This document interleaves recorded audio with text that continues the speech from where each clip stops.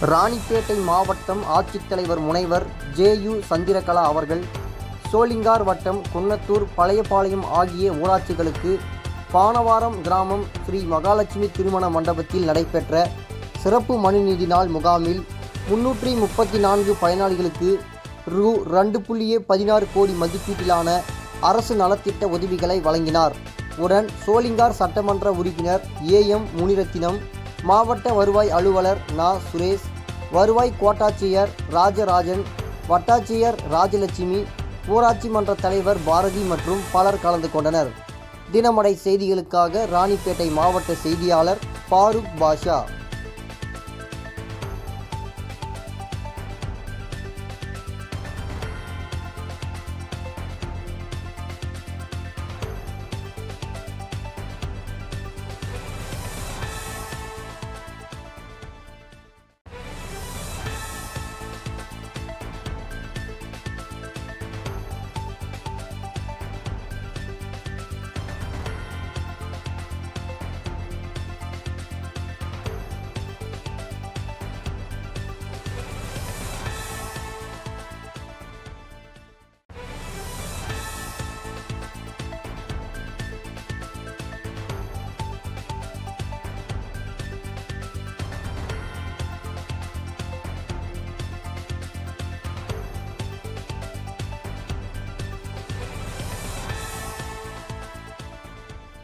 சுவாரஸ்யமான செய்திகளை தெரிந்து கொள்ள நமது தினமடை யூடியூப் சேனலை சப்ஸ்கிரைப் செய்யுங்கள்.